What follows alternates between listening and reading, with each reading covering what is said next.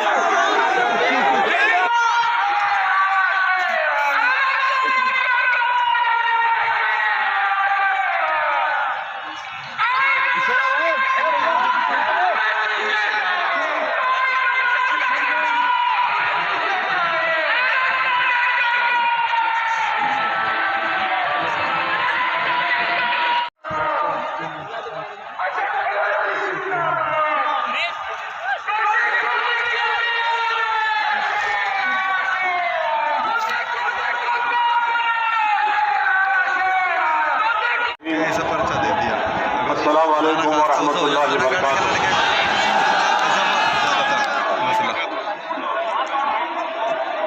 शेर नशीन तशरीफ फरमा हज़रत मौलाना मसूद मदनी साहब और देवबंद विधानसभा के मजलिस इत्तेहादुल मुस्लिमीन के उम्मीदवार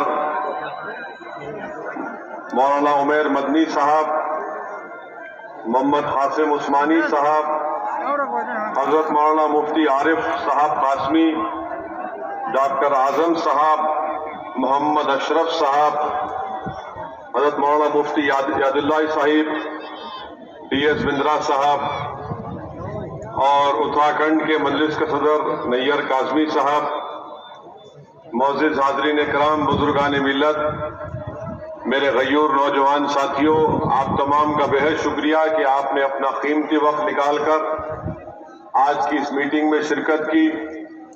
ये मेरे लिए बड़ी ही बाइज़ इज़्ज़त, बाइज़ फ़ख्र और खुशी की बात है कि अल्लाह सुब्हानहू व तआला ने मुझे एक तारीखी सरजमीन को भेजा और इस सरजमीन का रेजा रेजा रेजा चप्पा चप्पा गवाह है कि जिसने इस मुल्क की आज़ादी के लिए यहीं से आवाज उठी थी।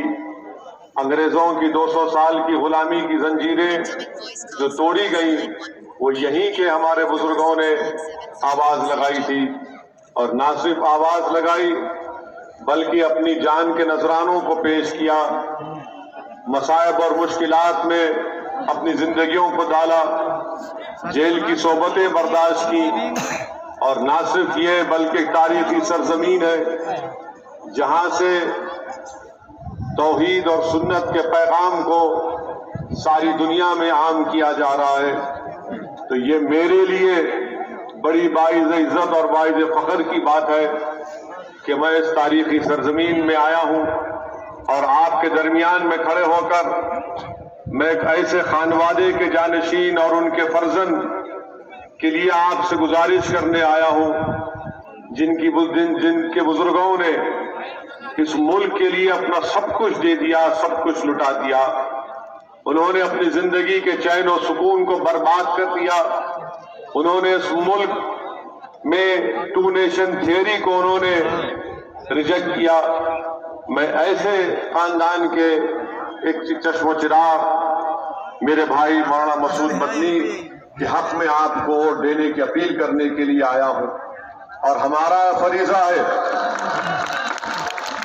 मेरे अजीज दोस्तों और बुजुर्गों, इस खानदान का एक बहुत बड़ा एहसान हम तमाम पर है और मैं ये समझता हूं कि अगर हम अपने वोट से यहां से विधानसभा से मेरे छोटे भाई मसूद मदनी साहब को कामयाब करेंगे, अब उमैर मदनी साहब को कामयाब करेंगे, तो मैं समझता हूं कि इंशाअल्लाह ताला हम ना सिर्फ उन बुजुर्गों पे खराज अकीदत भी पेश करेंगे बल्कि हम दोबारा उन बुजुर्गों की उन लड़ाई को, उनकी कुर्बानियों की याद को ताजा कर देंगे, क्योंकि आज इस देश में उन्हीं बुजुर्गों की लड़ाई की लड़ने की जरूरत है जिन्होंने इस देश को बचाया था, जिन्होंने इस देश को फिरका परस्ती के जहर से छुटकारा दिलाया था। मेरे अजीज दोस्तों और बुजुर्गों, असदुद्दीन ओवैसी आपसे यही गुजारिश करने आया है कि 14 तारीख के दिन आप मुत्तहदा तौर पर अपने के कोर्ट का इस्तेमाल करिए और आपको डरने और घबराने की जरूरत नहीं है। मैं तो बीजेपी की हुकूमत से और बीजेपी से कहना चाह रहा हूं कि आपने यहां पर इस विधानसभा में एटीएस सेंटर बनाने का काम कर रहे हैं, मगर आप ये बताओ, मैं इस प्रदेश के मुख्यमंत्री से पूछना चाह रहा हूं, उन दहशतगर्दों का क्या करेंगे जिन्होंने हमारी गाड़ी पर गोलियां चलाई थी? आप उन दहशतगर्दों का क्या करेंगे जो टोल बूथ के पास पूरे हथियार लेकर खड़े होकर हमारी जान लेना चाहते थे? क्या वो दहशतगर्दी नहीं है? बड़ी बड़ी बातें उत्तर प्रदेश के मुख्यमंत्री करते हैं कि काम भी और लगाम भी। आपकी लगाम उन लोगों पर क्यों नहीं पहुंचती जो देश के संविधान की धज्जियां उड़ा रहे हैं, जो देश की जमहूरियत को कमजोर करना चाहते हैं, जो गोली पर भरोसा रखते हैं, बैलेट पर नहीं रखते? आखिर इन लोगों के लिए इतनी नरमी क्यों की जाती है? मेरे अजीज दोस्तों और बुजुर्गों, 5 साल से बीजेपी की सरकार रही उत्तर प्रदेश में। इन्होंने इस विधानसभा में कौन सा विकास का काम करवाया? कौन सा ऐसा काम करवाया कि जहां से यहां के बसने वाले लोगों को कोई राहत मिली या उससे उनको कुछ फायदा हुआ? 5 साल बीजेपी को अगर मौका मिला तो इन्होंने वही काम किया जो समाजवादी पार्टी ने 2012 से 17 में किया था। मेरे अजीज दोस्तों और बुजुर्गों, मैं आपके दरमियान में इसलिए भी आया हूं कि आपसे गुजारिश करने के लिए कि ये मजलिस की हिस्सेदारी की लड़ाई है। आप अगर अपना हिस्सा चाहते हैं तो याद रखिए, ना समाजवादी, ना बसपा, ना कांग्रेस आपको हिस्सा देगी। वो यही चाहते हैं कि आपको डराकर, आपको कैदी बनाकर आपके वोट को हासिल किया जाए। आप बताइए, उत्तर प्रदेश में मैं आपके सामने आदादोशुमार और डेटा रख रहा हूं जो ये कहता है कि उत्तर प्रदेश में मुस्लिम समाज सबसे ज्यादा नौजवान बेरोजगार है तो मुस्लिम समाज के हैं। सबसे ज्यादा अगर कोई गरीब है तो अल्पसंख्यक समाज के मुसलमान हैं। सबसे ज्यादा अगर बच्चे स्कूल से बाहर हैं तो अल्पसंख्यक समाज मुसलमान के हैं। सबसे ज्यादा अगर कम किसी के पास 2 एकड़ जमीन है तो अल्पसंख्यक समाज के मुसलमान हैं। सबसे कम ग्रेजुएट है 3% तो अल्पसंख्यक समाज के मुसलमान हैं। आप बताओ फिर हमको क्या मिला? सिवाय डर के कुछ नहीं मिला। हम 40 साल से सिर्फ फिरका परस्ती को रोकने के लिए वोट डाल रहे हैं। हम 40 साल से सिर्फ हमारे तहफ्फुज़ के लिए वोट डाल रहे हैं। हम 40 साल से सिर्फ इनके झूठे दिलफरेब वादों पर भरोसा कर वोट डाल रहे हैं कि आपको आपका जायज मुकाम दिला दिया जाएगा। फिरका परस्ती इतनी उरूज पर आ गई कि बीजेपी के पास 300 एमपी जीत कर आ गए। आज हमको इतना दबाया और कुचला जा रहा है कि हम अपनी आवाज तक नहीं उठा सकते। आज इतना डर सपा, बसपा और कांग्रेस में पैदा हो चुका कि वो अपने मन से लफ्ज अल्पसंख्यक समाज मुसलमान लेने से इनका नेता डरता है।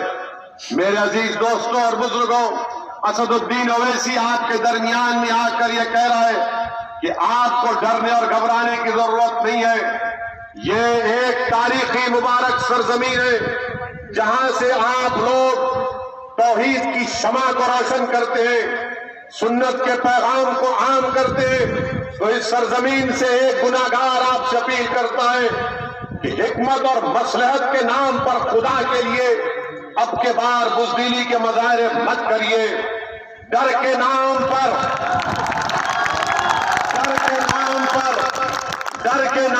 आप उन पार्टियों को वोट मत दीजिए जो हमेशा आपको लूटते आए हैं। अगर डरना है तो जमीन और आसमान बनाने वाले से डरो, मखलूक से मत डरो।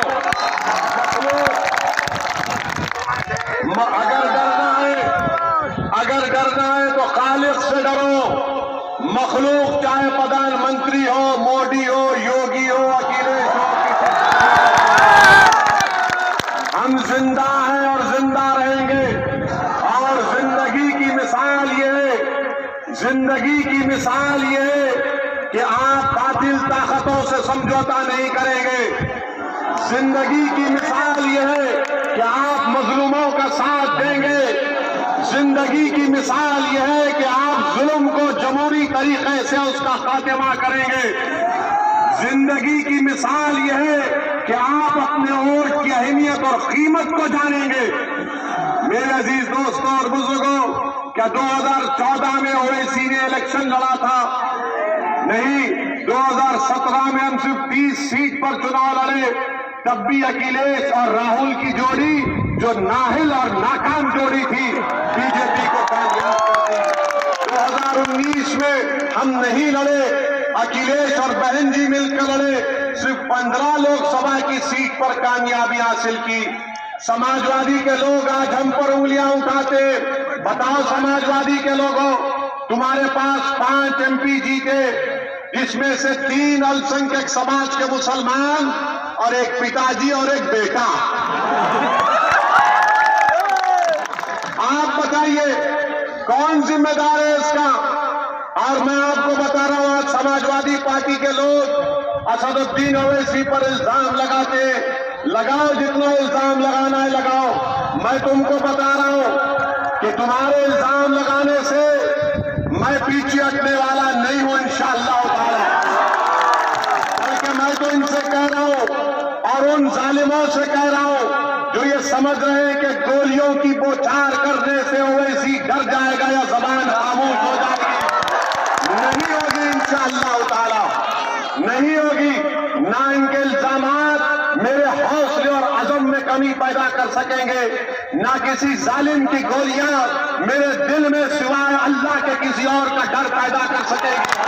मेरे दोस्तों और बुजुर्गों, आप पूछिए समाजवादी पार्टी से, पूछिए इनसे कि लोकसभा में आपने UAPA के कानून में जो दिल्ली में बैठकर एक इंस्पेक्टर किसी को भी दहशतगर्द घोषित कर सकता है, समाजवादी ने, बसपा ने, कांग्रेस ने अमित शाह के लाए हुए कानून की तायीद की थी।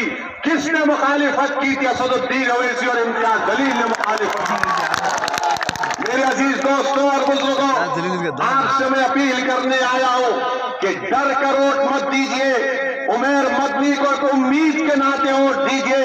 और मुझे यकीन है कि उमैर मदनी को अगर इंशाअल्लाह अल्लाह आपके दुआ वोट से कामयाब करेगा तो वो ना सिर्फ इस विधानसभा के लोगों को मुतमईन करेगा, बल्कि अपने बुजुर्गों को भी वो शर्मिंदा नहीं करेगा इंशाअल्लाह। मेरे अजीज दोस्तों और बुजुर्गों, बहुत सी बातें हैं, मैं सिर्फ चंद बात आपके सामने करके यहां से रुखसत हो जाऊंगा। कल सहारनपुर में प्रधानमंत्री आए थे। प्रधानमंत्री आकर अचानक ट्रिपल तलाक के बारे में बोले। प्रधानमंत्री को अचानक मुस्लिम महिलाओं से मोहब्बत। मगर प्रधानमंत्री जी ये तो बताइए कि हरिद्वार, रायपुर, प्रयागराज, इलाहाबाद में जो संसद हुआ था उसमें जो मुस्लिम महिलाओं के बारे में अनाप शनाप बका गया, प्रधानमंत्री आप अपनी जबान क्यों नहीं खोले? प्रधानमंत्री आप राज्यसभा लोकसभा में भाषण दिए, बहुत लंबा छोड़े, मगर आपकी जबान से उन बच्चियों का जिक्र नहीं निकला जो अपनी शनाख्त और अपनी खीरत के मजारे करते हुए इल्म के हासिल कर रही थी कर्नाटका में, जो हिजाब और निकाब पहनकर इल्म हासिल करना चाहती थी। देश के प्रधानमंत्री इस पर कोई तबसरा नहीं कर रहे। मुझ पर ये समाजवादी के लोग, मुझ पर ये बसपा के लोग और ये बीजेपी के दल्ले कह रहे हैं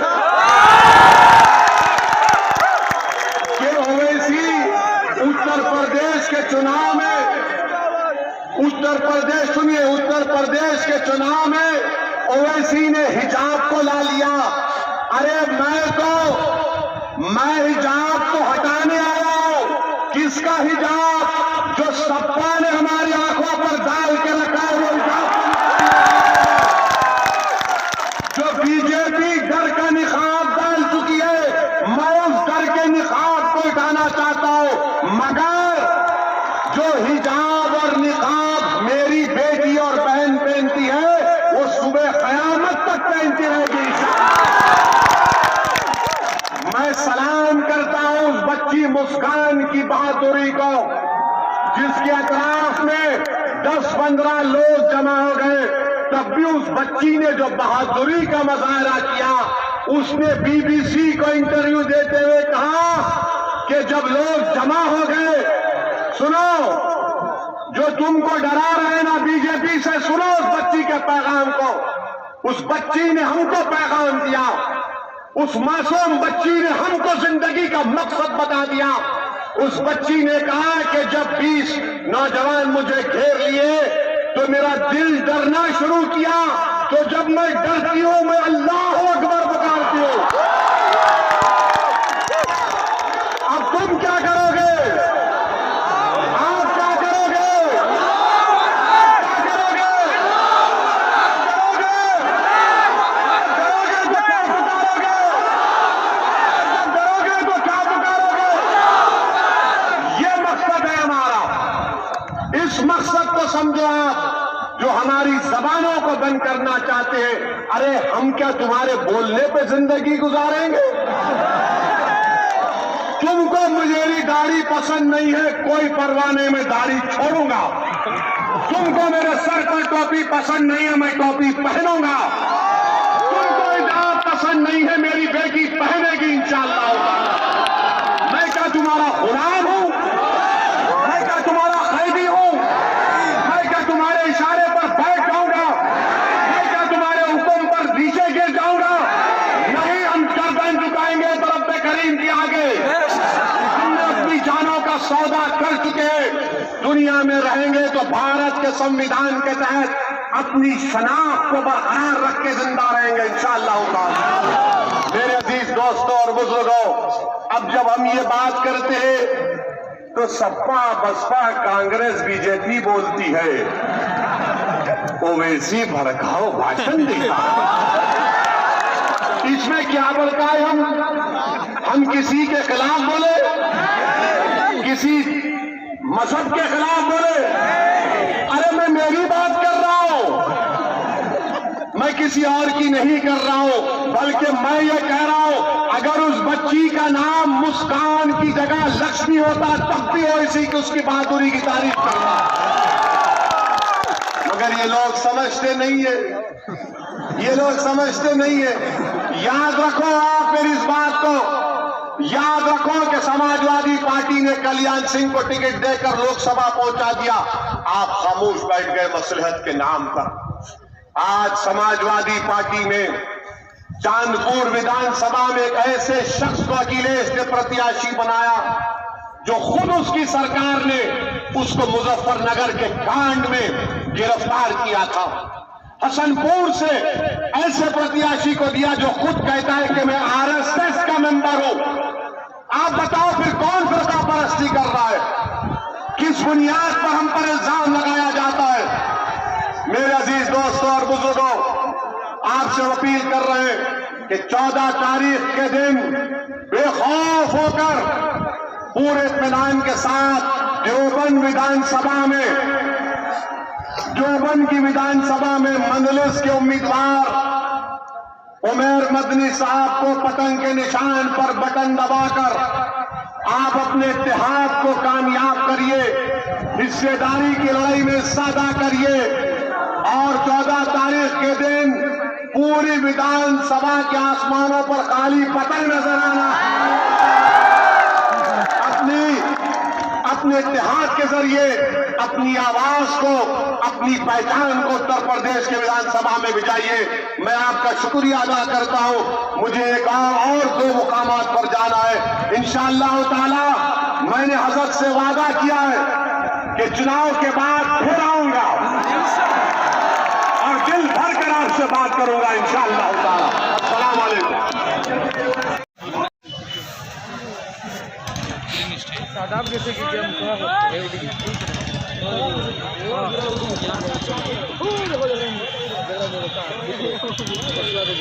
शॉट लगा लंबा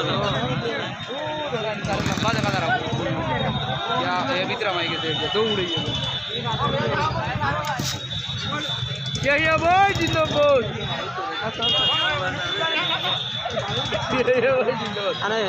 देखता है नीचे देखते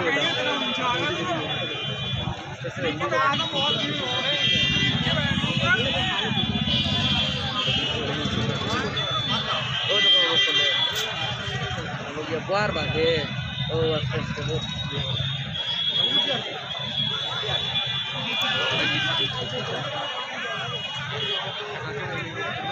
जादू जुड़े जो अनेक तरह दबेरी हेलीकॉप्टर कटल पे जो ठीक लंबा तो लगा लगता है जब इधर वेट बताइए वीकेंड जुड़ा है अंदर वाले जुड़ा तो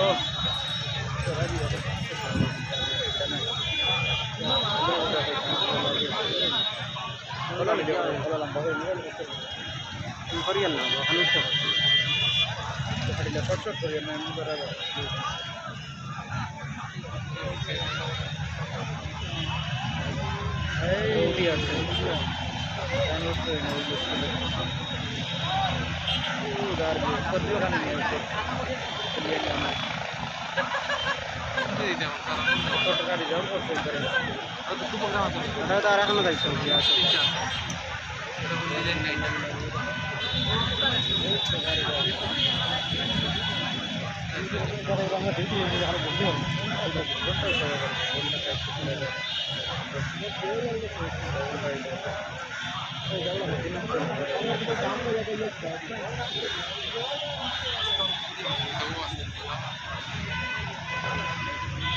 udah kali lihat kita malam di sana lihat terus